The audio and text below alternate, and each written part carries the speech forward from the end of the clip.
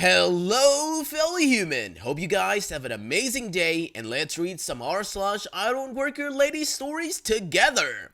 To the first one. But I'm the homeowner. This just happened, and I'm still a little confused. Bit of background. I, like most people in our neighborhood, have been working from home since COVID started. We have a townhouse, and there's another row of houses behind ours. I wear blue t-shirts because I like blue, and I'm on the spectrum, and mostly because I like blue. Anyway, I've had a bit of work, lol, and have been stepping up my cleaning routine. I spent a solid hour on my knees today, scrubbing the kitchen grout that turned out to be the light beige, not dark brown. Who knew? About an hour ago, our doorbell rang. I answered and found a random Karen on my front steps. Without any introduction, she started right in. Cast, me. EB, entitled tramped, aka Karen. SO, my husband. NSO, that she-devil's poor husband. EB, how much do you charge? Me, charge for what? EB, dramatic eye roll. Equally dramatic sign. Under her breath, they just let about anyone in here. Unbelievable. In an overly loud tone and extra slowly. How much do you charge for your cleaning services? At this point, it dawned on me that she thought I was here cleaning. This is a bit odd. Our front drapes were closed all day, so the only way she would have seen me cleaning is if she was looking in our back second floor windows. So yeah, creepy. I'm not a fan of people who are rude. Doesn't matter if they think they are beneath you. There's no reason to be a butthole. Me, oh, I see. I don't charge to clean my house. Do you think I should send my husband an invoice? EB, well, give me your husband's phone number. Clearly, I'll need to negotiate with him. Me, oh, no need. He should be taking his lunch break soon, so let me go get him for you. At this point, I shut the door in her face. The high today was 28 and windy, so I cannot imagine that she was comfortable standing out there. But at least, she has some time to cool off. My husband was coming upstairs at this point and opened the door. EB, do you speak English? SO, yes, do you not? EB, this is America. We all speak English here. Your employee was very rude to me. I want to hire your cleaning services, but she will not be welcome in my home. Bring someone else. I'll need a full house cleaned tomorrow morning, and I'll pay $80 if your staffer does a good job. At this point, EB stomped off, clearly convinced that she was getting her house cleaned. I guess she told her husband because NSO came by about 20 minutes later and profusely apologized. Apparently, this has been discussed already, and she absolutely refused to believe that we lived there. Have for more than 6 months now. He had told her to leave us alone, but she was evidently determined. NSO, I told her you guys were the new neighbors, but she just refused to believe me. She said you always wear blue uniform shirts and just couldn't be persuaded. I'm so sorry for the interruption. Also later on, NSO just came back over with a gift card. Wanted to give us dinner on him for putting up with his wife. Think we'll ask him to join us. Well, she sounds like she got issues. That poor husband. On to the second story. I don't work here, lady. Will you marry me? I will keep this short and simple. This was 3 years ago. It was December. I remember because it was the day before my birthday. I was in a big box store, one that combines grocery store with clothing, electronics. You get the picture. I saw a cashier I knew standing at the end of her register on her cell phone. How she was getting away with it, I don't know. When I saw a woman who was clearly vision impaired, tried asking the cashier for help but kept blowing her off. I heard her say, "Go ask someone else." Now, I'm a Boy Scout at heart. Mom and Dad raised me to help others in need if I see they need help. I walked up to the lady and asked if there was any way I could help. She said yes. She wasn't used to the new layout since they remodeled. From experience in high school, a girl I had a huge crush on who was visually impaired to hold my arm, my elbow out so I could guide her. She carried the handbasket and would tell me what she needed. We talked and she told me in school she had a nice friend who did the same for her. I said he seemed like a decent guy. She told me he was kind of short and had a squeaky voice, but seemed shy. I helped her with her shopping, and when we were done, we went to the register and the cashier who had blown her off said, "Hi, Ricardo, how are you today?" "Oh, don't hi Ricardo me. This young lady tried asking you for help and you blew her off. Just stood there yakking on your phone. Just ring us up." The young lady said, "Wait, Ricardo, did you go to GW High?" And I said, "Yes, I did." "Ricardo, you don't recognize me?"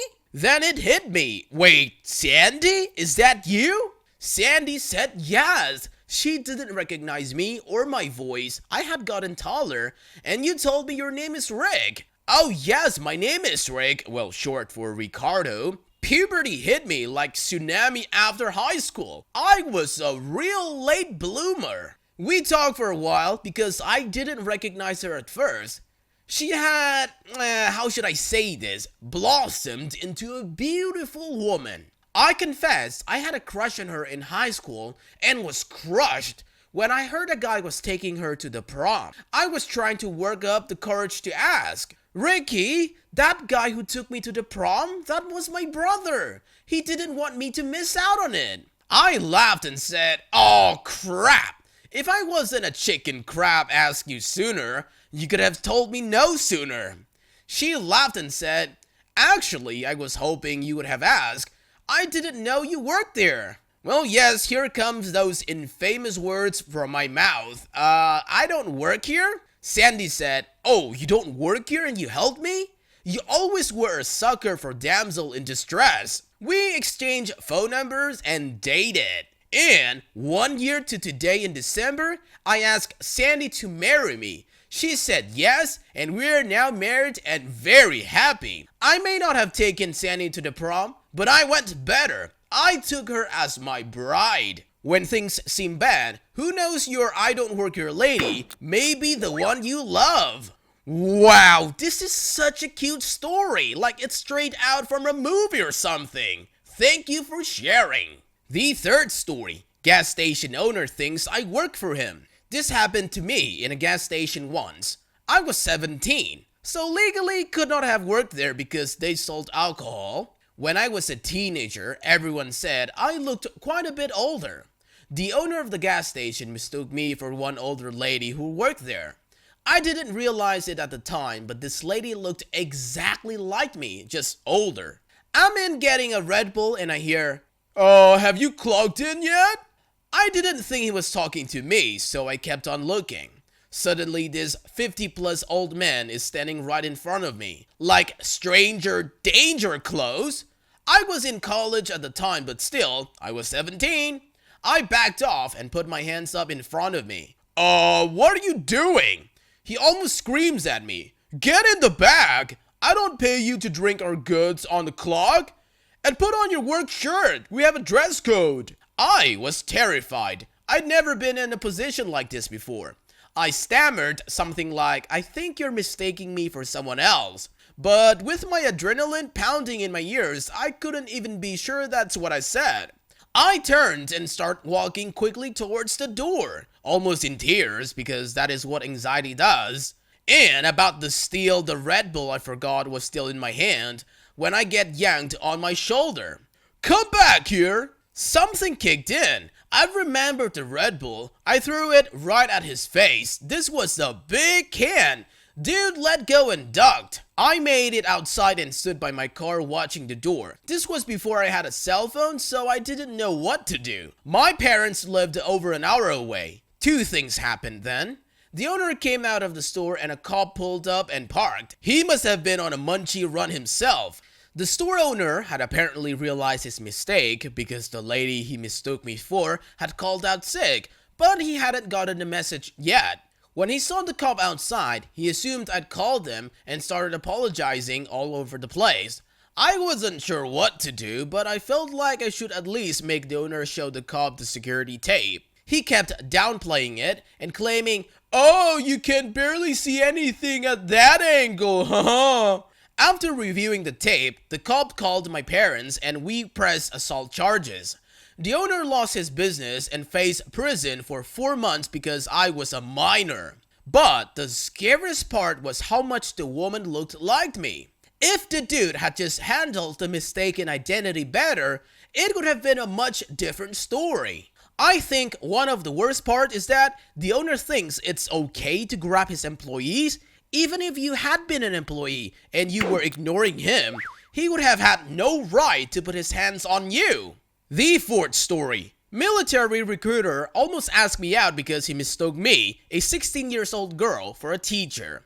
This was a couple of years ago and I've since graduated and turned 18, so if that guy is reading this, feel free to DM me, lol. Anyways, for context, our school has military recruiters show up from time to time, and they will have a table set up in the commons under the stairs around lunchtime so they can talk to the kids. They are always super chill, so I made a point to talk to them whenever they came around. They also sometimes visited classes and gave the little presentations. This guy had visited my choir class early on in the morning that day. I had been sitting among the other students and had even asked him a couple questions about recruitment. Fast forward an hour or two, I had run an errand for my teacher and was walking back to my classroom. To get back to my class faster, I cut through the commons. Lunch was starting soon, so the recruiter was just hanging out by the table. When he saw me, he immediately hopped up and came around to the front of the table. Recruiter, in a very flirty tone of voice, "Hey, you're a teacher, right?" Me, "No, I'm a sophomore." And that's it. That was the whole conversation. The second I said those words, the poor guy turned beet red and didn't say another word. He just walked away. I had no idea how to respond, so I just left him there and went back to class. Well, all I can say is that was quite dangerous.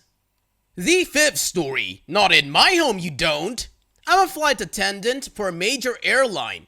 Several years ago, I lived in Miami Beach in an oceanfront apartment building. Several floors of the building were operated as a hotel, but it was mostly residences. The parking garage was underneath the building. Okay, you get the picture. I had just worked a long international trip and was exhausted. I got home, parked my car, and got in the elevator. It stopped on the lobby level, and a couple who had just checked in to the hotel entered. The husband saw my uniform and started loudly gripping about their flight to Miami. We were stuck in Houston for 5 hours, and they didn't give us a hotel room, or some crap." Now, I take a lot of abuse from people who need to vent and it mostly just rolls off my back, but that is when I'm on the clock at work. I couldn't believe I was getting trammed out in my own home about some airline thing. I was tired and over it after a 10-hour flight and I let him have it. You had a stopover in Houston, so I'm guessing you must have flown on United, right? He said yes. Well, I don't work for United, and even if I did, I still wouldn't give a crap. This is where I live? How dare you get in my face, in my own home, to grab about your minor inconvenience? I don't remember everything I said, but by the time we reached my floor, he was backed up against the wall. I do remember shouting, "Bye-bye," as I stomped out of the elevator. I used to be a people person, but people ruined it. Well, people have a tendency of ruining people. The sixth story. Double I don't work your lady, don't shop tired. Hi, I felt I should share a short silly encounter for the amusement of all. This happened about 12 years ago, but the memory is still fresh. It was an evening after a long day of work and my wife and I needed to buy a printer for some reason that is lost to me now. We went to the closest place one might find such things, Best Buy, where the uniform is a blue polo shirt with a Best Buy logo on it. As I said, I had just come from work and was wearing the summer office casual attire of a short sleeve polo shirt. If you guessed that polo shirt was blue, you can probably see where this is going. So, We're strolling down an aisle, looking at cheap home printers when I notice a man in blue approaching out of the corner of my eye. The interaction goes like this. Man, excuse me? Do you have fax machines? Me, no I don't. Man, okay, thanks anyway.